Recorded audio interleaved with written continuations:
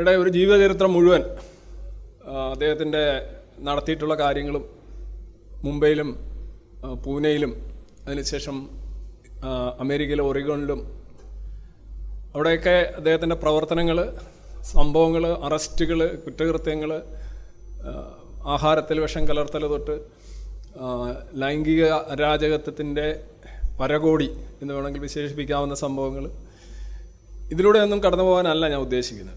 കാരണം അത് ബേസിക്കലി ഒരു ബയോഗ്രഫിയാണ്. ഞാനിവിടെ ഉദ്ദേശിക്കുന്നത് ഈ ഓഷോ ആശയപരമായി എന്തോ ഒരു വലിയ ഗരിമയുള്ള വ്യക്തിയായിരുന്നു. He was very modern, very progressive, very scientific, and his thoughts wear very deep. അങ്ങനെയൊക്കെ വാദിക്കുന്ന ഒരുപാട് ആളുകളുണ്ട്. പല പ്രസിദ്ധ സിനിമാ താരങ്ങളൊക്കെ നിരന്തരമായി ഓഷയെ ഉദ്ധരിക്കുന്നത് പലപ്പോഴും ഒരു ബൗദ്ധികമായ ഉന്നതി അവകാശപ്പെടുന്നതിൻ്റെ ഭാഗമായിട്ടാണ്.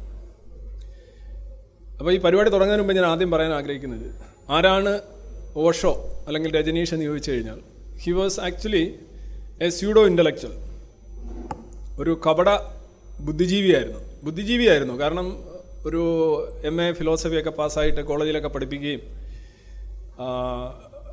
പല മതങ്ങളുടെയൊക്കെ ഗ്രന്ഥങ്ങളും തത്വങ്ങളും ഒക്കെ പഠിക്കുകയും വളരെ ഒന്നാന്തരമായി സംസാരിക്കാൻ കഴിയുന്ന വ്യക്തിയായിരുന്നു.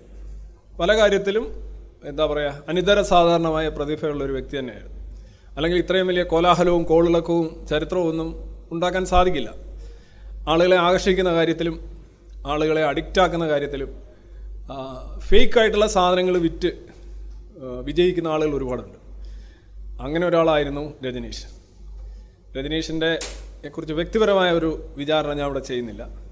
മറിച്ച് ഞാൻ പുള്ളി പറഞ്ഞു എന്ന് പറയുന്ന ഡീപ്പ് തോട്ട്സ് അല്ലെങ്കിൽ ഉന്നതമായ ചിന്തകൾ, ഇന്നും ആളുകൾ താലോലിക്കുന്ന ചിന്തകൾ, എന്താണ് അതിൻ്റെ സാരാംശം എന്നുള്ളതിനെക്കുറിച്ചൊരു ചെറിയ അന്വേഷണമാണ് ഓഷോ. ഓഷോ എന്ന് പറഞ്ഞാൽ അദ്ദേഹത്തിൻ്റെ റോൾസ് റോയ്സ് കാറും അദ്ദേഹത്തിൻ്റെ ജീവിത രീതികളും അദ്ദേഹത്തിൻ്റെ ലൈംഗിക ജീവിതവും എല്ലാം വേണ്ടതൊക്കെ കിട്ടിക്കൊണ്ടിരുന്ന, ആവശ്യപ്പെട്ടുകൊണ്ടിരുന്ന ഒരു വ്യക്തിയുടെ ലൈഫ് സ്റ്റൈൽ എന്നുള്ള അർത്ഥത്തിൽ ഞാൻ പോഷോ എന്ന് പറഞ്ഞേ ഉള്ളൂ. അതിനകത്ത് ഓഷോ തന്നെ ഏതാണ്ട് അദ്ദേഹം പിൽക്കാലത്ത് സ്വീകരിച്ച ഒരു പേരാണ് ഓഷോ എന്നുള്ളത്. അതും അദ്ദേഹത്തിൻ്റെ പേരൊന്നുമല്ല. അപ്പോൾ അതാണ് ആ പരിപാടിയുടെ പേരിൻ്റെ സാരാംശം. നമുക്ക് മഹേഷ് ഭട്ടിൽ നിന്ന് തുടങ്ങാം. എന്തുകൊണ്ട് വിനോദ് ഖന്നയിൽ നിന്ന് തുടങ്ങിയില്ല എന്നൊരു ചോദ്യം വരാം. ഈ മഹേഷ് ഭട്ടൊക്കെ ഒരുപക്ഷേ ഈ ചലച്ചിത്ര രംഗത്ത് മാത്രമല്ല, സാമൂഹ്യ രംഗത്തൊക്കെ ഒരു വലിയ സംഭവമായിട്ടാണ് ഇപ്പോഴും പലരും വിലയിരുത്തുന്നത്. അദ്ദേഹത്തിൻ്റെ മക്കൾ, അവരുടെ സിനിമയിലെ സാന്നിധ്യം ഇതൊക്കെ നമ്മൾ ചർച്ച ചെയ്യാറുണ്ട്. മഹേഷ് ഭട്ട് രജനീഷിൻ്റെ ഒരു ആരാധകനായിരുന്നു. വിനോദ് ഖന്ന എല്ലാം കളഞ്ഞിട്ട് പോയി തിരിച്ചു വന്നതാണ്. ഈ ഓറഞ്ച് ആർമിയിൽ എന്നാണല്ലോ അറിയപ്പെടുന്നത്, അതിൻ്റെ ഒരു ഭാഗമായിട്ട് മാറിയാണ്. 2018 നെറ്റ്ഫ്ലിക്സിൻ്റെ ഒരു പ്രസിദ്ധമായ, അല്ലെങ്കിൽ ഒരുപാട് പേര് കണ്ടിട്ടുള്ള, മില്യൺസ് ഓഫ് ആളുകൾ കണ്ടിട്ടുള്ള ഒരു ഡോക്യുമെൻ്ററിയാണ് വൈൽഡ് കൺട്രി എന്നുള്ളത്.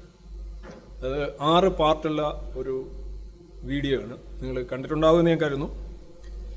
ഈ വീഡിയോയിൽ രജനീഷിൻ്റെ ചരിത്രം മുഴുവൻ ഒരു നിഷ്പക്ഷമായ രീതിയിൽ തന്നെ അവലോകനം ചെയ്യുന്നുണ്ട്. ആ സമയത്ത് ദ പ്രിന്റ് മാഗസിന് മഹേഷ് ഭട്ട് എഴുതിയ ഒരു ലേഖനത്തിൽ നിന്നാണ് ഞാൻ 2 വരി എടുത്തിരിക്കുന്നത്.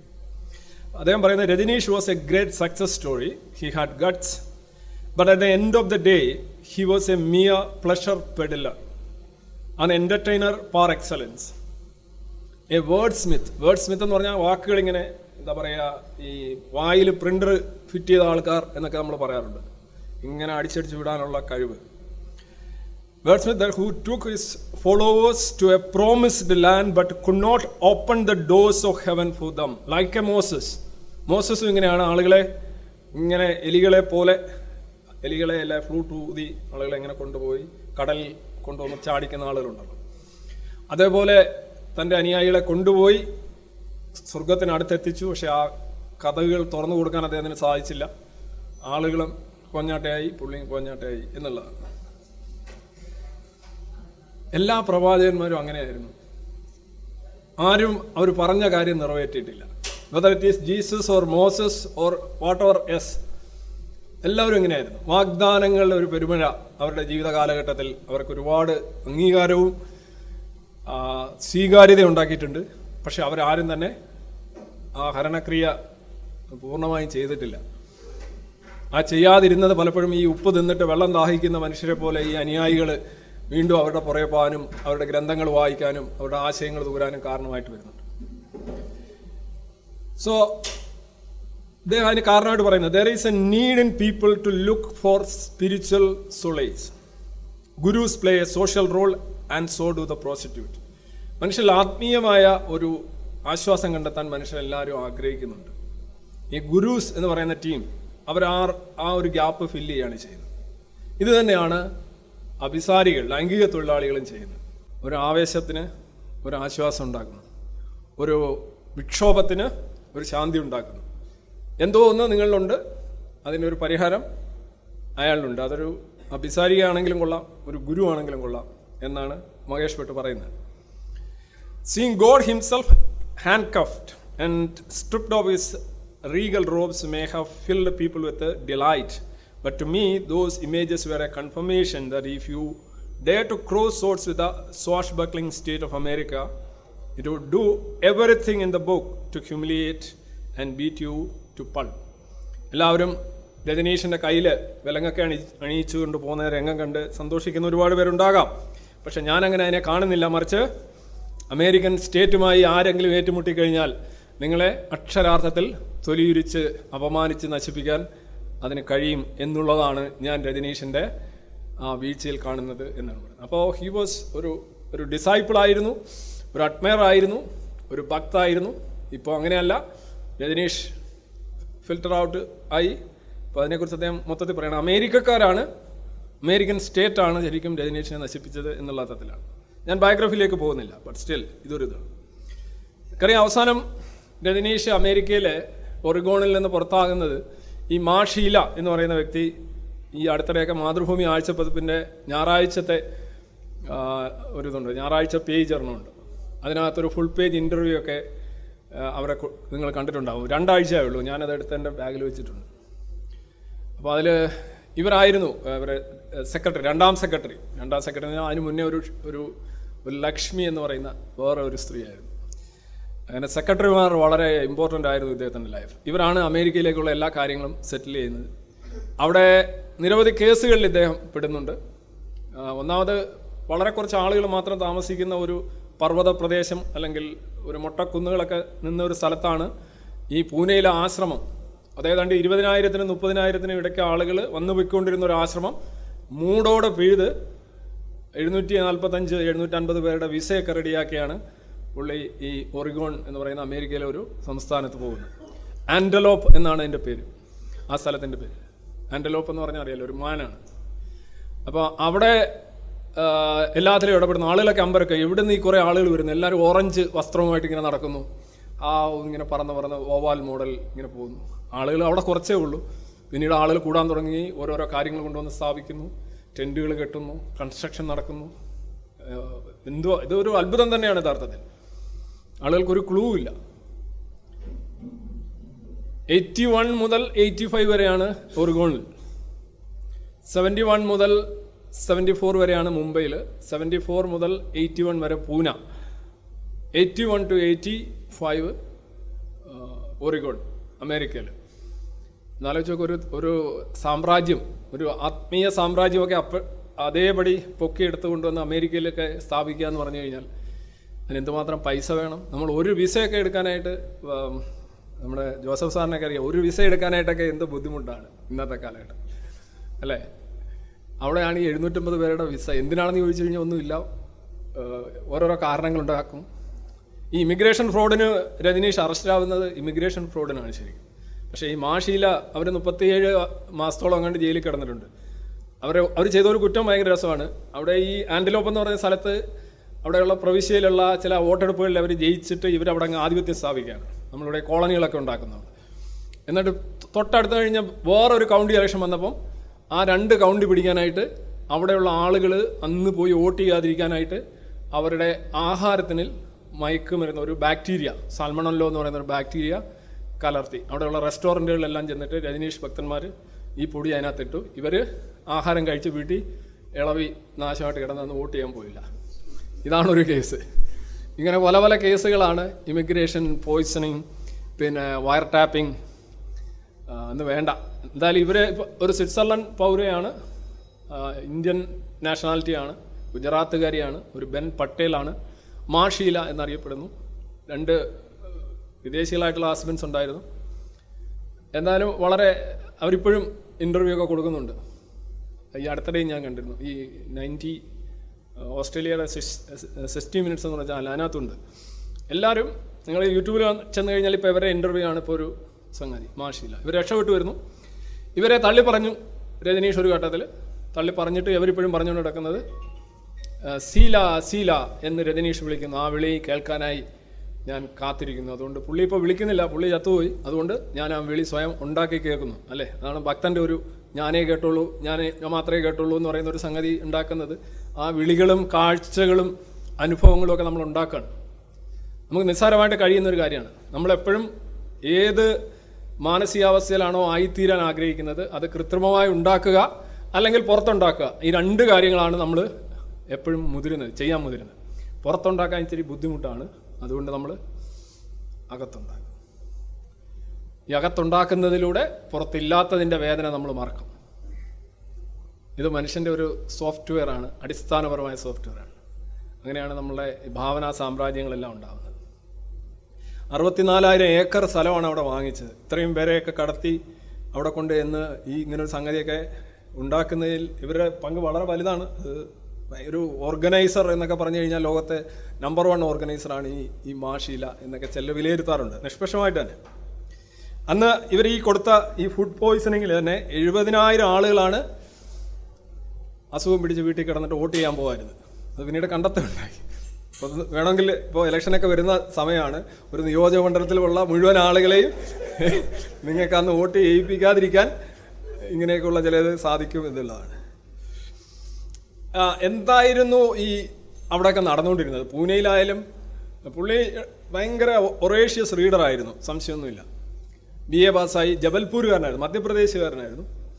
പുള്ളി BA ഫിലോസഫി ആയിരുന്നു, MA ഫിലോസഫി ആയിരുന്നു. കോളേജിലൊക്കെ ആദ്യം പോയി പഠിപ്പിക്കാൻ ശ്രമിക്കുമ്പോൾ 1-2 കോളേജുകാർ പുള്ളിയെ റിജക്റ്റ് ചെയ്യുന്നുണ്ട്. കാരണം ഇദ്ദേഹം പഠിപ്പിച്ചു കഴിഞ്ഞാൽ പിള്ളേർ മോറാലിറ്റി തന്നെ വളരെ മോശമാവും. Because he is very open about sex എന്ന് പറയുന്ന ഒരു ഭയങ്കര ഒരു സംഗതിയായിട്ടാണ് പുള്ളി അവതരിപ്പിക്കുന്നത്. ഒരു ലിബറേറ്ററാണ്, ഒരു സ്ട്രെസ്സ്, മനുഷ്യൻ്റെ ടെൻഷൻ, സ്ട്രെസ്സ് എല്ലാം കുറയ്ക്കും. ഇതൊക്കെ നമുക്ക് അറിയാവുന്ന കാര്യമാണ്. പക്ഷെ പുള്ളി അതിനപ്പുറം പറയുന്നത് ഈ സെക്സിൻ്റെ ഒരു പ്രത്യേകത എന്ന് പറഞ്ഞു കഴിഞ്ഞാൽ അതിലൊരു ഉന്മാദാവസ്ഥയിലേക്ക് പോകും, ഓർഗാസം എന്ന് പറയുന്നത്. ഈ ഓർഗാസ അവസ്ഥയാണ് ശരിക്കും ദൈവത്തെ കാണുന്നത് എന്നാണ് പുള്ളി പറയുന്നത്. എനിക്കതിനോട് വിയോജിപ്പൊന്നുമില്ല. കാരണം അതായിരിക്കും ഒരു പക്ഷേ ഒരു എൻലൈറ്റൻമെൻറ്റോ അല്ലെങ്കിൽ എക്സൈറ്റ്മെൻറ്റോ എന്നൊക്കെ ഉദ്ദേശിക്കുന്നത് അതുകൊണ്ടായിരിക്കും. സാധാരണ ഈ ഋഷിമാരും ടീമുകളൊക്കെ ഈ പർവ്വതത്തിൻ്റെ മുകളിൽ പോയിരുന്ന് അല്ലെങ്കിൽ ഗുഹകളിലൊക്കെ പോയിരുന്ന് ധ്യാനിക്കാറുണ്ട്. ധ്യാനിച്ചിട്ട് ഒരു ഘട്ടം കഴിയുമ്പോൾ അവർക്ക് എൻലൈറ്റൻമെൻറ്റ് ഉണ്ടായി എന്ന് പറയാറുണ്ട്. നമ്മൾ പറയുന്ന എൻലൈറ്റൻമെൻറ്റും ഈ സാധാരണ ഇന്ത്യയിൽ ആളുകൾ പറയുന്ന എൻലൈറ്റൻമെൻറ്റും രണ്ടും രണ്ടാണ് കേട്ടോ. നമ്മൾ ജ്ഞാനോദയം എന്ന് പറയുന്നത് അവരെ ഉദ്ദേശിക്കുന്ന ഇങ്ങനെ ഈ തലേന്ന് ഇങ്ങനെ ഓരോരോ സാധനം ഇങ്ങനെ പോകുന്ന ഒരു ഹീലോ ഒക്കെ ഉണ്ടാക്കി രാമകൃഷ്ണ പരമഹംസൻ എൻലൈറ്റൻമെൻറ്റ് ഉണ്ടായെന്നാണ് പറയുന്നത്. നമ്മൾ വിചാരിക്കും പുള്ളി ഭയങ്കര സയൻറ്റിഫിക് ആണ്, ഭയങ്കര നോളജബിളാണ്. എവിടെ നിന്ന്? സ്പിരിച്വലാണ്. സ്പിരിച്വൽ എൻലൈറ്റൻമെൻറ്റിനാണ് ശരിക്കും ഇന്ത്യയിലെ എൻലൈറ്റൻമെൻറ്റ് എന്ന് പറയുന്നത്. പക്ഷെ നമ്മൾ പറയുന്ന എൻലൈറ്റൻമെൻറ്റ് 17-ാം നൂറ്റാണ്ടിലെ യൂറോപ്പിലുണ്ടായിട്ടുള്ള അത് റാഷണലിസമാണ്, സയൻസാണ്, ഹ്യൂമനിസമാണ്. അതല്ല ഇവർ പറയുന്ന എൻലൈറ്റൻമെൻറ്റ്. രജനീഷ് പറയുന്ന എൻലൈറ്റൻമെൻറ്റ് ഒന്നും അതല്ല. ഇതിൻ്റെ ഒരു തിയറി പറയുകയാണെങ്കിൽ ബുദ്ധൻ പോയി ഒരു വൃക്ഷത്തിൻ്റെ ചുവട്ടിൽ പോയിരിക്കുന്നു. ബുദ്ധൻ ഇങ്ങനെ മനനം ചെയ്യുന്നു. കുറേ കഴിയുമ്പം ബുദ്ധന് എൻലൈറ്റൻമെൻറ്റ് ഉണ്ടാകും. ഇതാണ് കഥ. അതിന് മുന്നേ ആളുകൾക്ക് ഉണ്ടായിട്ടുണ്ടാവും. കാര്യം വെച്ചാൽ നിങ്ങൾ ഈ ലോകം മുഴുവൻ നടന്ന് കഷ്ടപ്പെട്ട് പഠിച്ചെടുക്കുന്ന കാര്യങ്ങളെല്ലാം ഒരു വൃക്ഷത്തിൻ്റെ ചുവട്ടിലിരുന്ന് ചിന്തിച്ച് പെട്ടെന്ന് ഒരൊറ്റ ഡോസ്, ഒരു ക്യാപ്സൂളിലൂടെ നിങ്ങൾക്ക് അതിനേക്കാൾ അതീതമായ ജ്ഞാനം വരികയാണ്. അതാണ് ഇൻറ്റ്യൂഷൻ എന്ന് പറയുന്ന ഒരു സംഗതിയുടെ ഒരു പ്രത്യേകത. അത് ട്യൂഷൻ പോലെയല്ല. ട്യൂഷൻ സാധാരണമാണ്, മണ്ടൈനാണ്, കോമൺ ആണ്. അത് കഷ്ടപ്പാടാണ്, മറക്കുന്നതാണ്. ഇൻറ്റ്യൂഷൻ എന്ന് പറയുന്നത് അങ്ങനെയല്ല, വൈഫൈ കണക്ഷനാണ്. നമ്മളെ കേരള സമൂഹത്തിൽ വളരെ വ്യക്തമായിട്ട് പണ്ടേ പറഞ്ഞിട്ടുള്ളൊരു കാര്യമാണ് ട്യൂഷനും ഇൻഡ്യൂഷനും തമ്മിലുള്ള വ്യത്യാസം. ഇദ്ദേഹത്തിന് ഇൻഡ്യൂഷൻ ഉണ്ടായി എന്നാണ് പറയുന്നത്. ജബൽപൂർ തന്നെയാണ് ഏതോ ഒരു വൃക്ഷത്തിൻ്റെ ചക്ക ഏതോ ഒരു വൃക്ഷത്തിൻ്റെ ചുവട്ടിൽ അദ്ദേഹം പോയിരുന്നു, അദ്ദേഹത്തിന് ഇൻഡ്യൂഷൻ ഇതുണ്ടായി. അതിനുശേഷം അദ്ദേഹം പറഞ്ഞു, ഞാൻ എൻലൈറ്റൻഡ് ആണ്. എൻലൈറ്റൻഡ് ആയിട്ട് ആളെന്ന് പറഞ്ഞാൽ വ്യത്യസ്തനായ ഒരാളാണ്, സാധാരണ ആളൊന്നുമല്ല. അതെന്താണെന്ന് എനിക്ക് അവസ്ഥയെന്ന് എനിക്കറിയില്ല. എന്നാലും അപ്പോൾ ഈ പുള്ളി എന്താ ചെയ്തതെന്ന് ചോദിച്ചു കഴിഞ്ഞാൽ, ഞാനൊരു സെറ്റ് ഓഫ് ഫോട്ടോസാണ് എടുത്തിരിക്കുന്നത്. ഇതെല്ലാം ഒരേ ഒരു കാര്യമാണ്. പുള്ളി ആളുകളെ ഹീൽ ചെയ്യുന്ന ദൈവങ്ങൾ ഏതൊക്കെയാണ്? യേശുവിൻ്റെ പരിപാടി ഇതായിരുന്നു, I will heal you and you will feel. അപ്പോൾ ചിലരെ കെട്ടിപ്പിടിക്കും, ചിലരുടെ തലയിൽ കൈവെക്കും, ചിലരെ പലതും കാണിക്കും, നിങ്ങൾ മാറുകയാണ്. അപ്പോൾ ഇങ്ങനൊരു അവസ്ഥ ഏതൊരു ആൾ ദൈവത്തെ എടുത്തു നോക്കുക. അയാൾ MA പഠിച്ച ആളും കൊള്ളാം, പള്ളിക്കൂടത്തിൽ പോകാത്ത ആളാലും കൊള്ളാം, അവരെല്ലാം ചെയ്യുന്ന ഒരേ കാര്യമായിരിക്കും, ഒരേ ഐറ്റം ആയിരിക്കും പ്ലേ ചെയ്യുന്നത്. ആളുകളെ വൈകാരികമായി കീഴടക്കുക, അഡിക്റ്റഡ് ആവുക, ഒരു ട്രാൻസ് അവസ്ഥയിലേക്ക് ആളുകൾ ഇങ്ങനെ പോവുക. അത് സാധിക്കും, എല്ലാവരെയും സാധിക്കില്ല. ഒരുപക്ഷെ ഇവിടെ ഇരിക്കുന്ന കുറച്ച് പേരെ അല്ലെങ്കിൽ എല്ലാവരെയും തന്നെ സാധിക്കില്ലായിരിക്കാം. പക്ഷേ ഇതൊന്ന് വലുതാകാന്നുണ്ടെങ്കിൽ എനിക്ക് കുറേയധികം ആളുകളെ ഈവൻ പ്രാക്ടീസ് ഇല്ലാതെ തന്നെ ആ ഒരു ലെവലിലേക്ക് കൊണ്ടുവരാൻ കഴിയും. അങ്ങനെ ഒരു പ്രശ്നമുണ്ട് നമുക്ക്. ആ പ്രശ്നം നമ്മൾ അറിയാത്തത് കൊണ്ടാണ് ഈ ആൾ ദൈവങ്ങൾ എങ്ങനെയാണ് ഇത്രയും വലിയ ആളുകളെ ഉണ്ടാക്കുന്നത് എന്നൊക്കെ പലരും അമ്പരക്കുന്നത്. അവർക്ക് വിദ്യാഭ്യാസമില്ല, അവർക്ക് നേരെ സംസാരിക്കാറില്ല, അവർക്ക് കഴിവില്ല, അവർക്ക് കൊത്തയായിരിക്കും, ചിലപ്പോൾ പറയുന്ന വിഡിത്തമായിരിക്കും. പക്ഷേ എങ്ങനെയാണ് ഇത്രയധികം വലിയ വലിയ ആളുകൾ, പ്രധാനമന്ത്രി, പ്രസിഡന്റ്, എഞ്ചിനീയർ, റോക്കറ്റ് വിടുന്നവൻ, റോക്കറ്റ് പിടിക്കുന്നവൻ, എല്ലാം കൂടെ എങ്ങനെ അവരൊക്കെ പോകുന്നതെന്നൊരു ചോദ്യമുണ്ട്. കാര്യം വേറെ ഒരു സംഗതിയുണ്ട്. ഇവിടുന്ന് ഒരു സിഗ്നൽ വിട്ട് കഴിഞ്ഞാൽ അവിടെ ചെന്നത് കറക്റ്റ് റിസീവ് ചെയ്തിട്ട് ഇങ്ങനെ കമ്മ്യൂണിക്കേഷൻ നടക്കുന്ന ഒരു സാധനമുണ്ട് അല്ലേ? ഞാനത് ഉദാഹരണമായിട്ട് പറഞ്ഞു കഴിഞ്ഞാൽ നിങ്ങൾക്ക് മനസ്സിലാവും. ഈ സൗന്ദര്യം എന്ന് പറയുന്ന ഒരു സാധനം. ഇപ്പോൾ നിങ്ങൾ ഒരിടത്ത് നിൽക്കുമ്പോൾ നിങ്ങൾക്ക് ദൂരെ നിൽക്കുന്ന നിങ്ങളുടെ എതിർ ലിംഗത്തിൽപ്പെട്ട ഒരാളെ കാണുന്നു, നിങ്ങൾക്ക് താല്പര്യം ഉണ്ടാവും. അയാൾ ആരാന്നറിയില്ല. അയാൾ ചിലപ്പോൾ ഒരു കൊലപാതകയായിരിക്കാം, ഒരു റേപ്പിസ്റ്റ് ആയിരിക്കാം, ഒരു ചതിയനായിരിക്കാം. പക്ഷേ കണ്ടു കഴിഞ്ഞാൽ നല്ല സൗന്ദര്യം, നല്ല കട്ടയാണ്, സെക്ഷുവലി അട്രാക്റ്റീവാണ്. അവിടെ ഒരു കാര്യം നടക്കും, you will be attracted to that person. അത് പുരുഷനാണെങ്കിലും സ്ത്രീ ആണെങ്കിലും. നിങ്ങളുടെ വിദ്യാഭ്യാസം പ്രശ്നമല്ല, നിങ്ങളുടെ അത് പ്രശ്നമല്ല, ഇത് പ്രശ്നമല്ല, നിങ്ങളുടെ ട്രാക്ക് റെക്കോർഡ് പ്രശ്നമല്ല, ആൻറ്റസിഡൻസ്, പ്രസിഡൻസ് ഒന്നും പ്രശ്നമല്ല. അവിടെ ഒരു ബന്ധമായി കഴിഞ്ഞു. അതേപോലൊരു ബന്ധമാണ് ഇവിടെ വരുന്നത്. അതുകൊണ്ടാണ് ഈ അമൃതാനന്ദമയിക്കും വിജയിക്കാൻ കഴിയുന്നത്. രജനീഷിന് മാത്രമല്ലല്ലോ വിജയിക്കാൻ കഴിയുന്നത്, അമൃതാനന്ദമയിക്കും വിജയിക്കാൻ കഴിയുന്നുണ്ട്. അമൃതാനന്ദമടി കെട്ടിപ്പിടിക്കുമ്പോഴും ആളുകൾ ഇങ്ങനെ കരഞ്ഞു കണ്ണുനീരാവുകയാണ്. So there is something. ഇതാണ് ഇവർ പറയുന്നത്, ഇത് എന്താ പറയുക, സ്പിരിച്വൽ ആണ് എന്ന് പറയുന്നത്. സോ ഇവിടെ ഇതെല്ലാം ചെയ്യുന്ന ഇതൊരു കാര്യമാണ്. അമൃതാനന്ദമയി ആയാലും രജനീഷ് ആയാലും ചെയ്തുകൊണ്ടിരുന്ന അവർ കോൺസ്റ്റന്റ്ലി റീബ്രാൻഡ് ചെയ്തുകൊണ്ടിരുന്നു.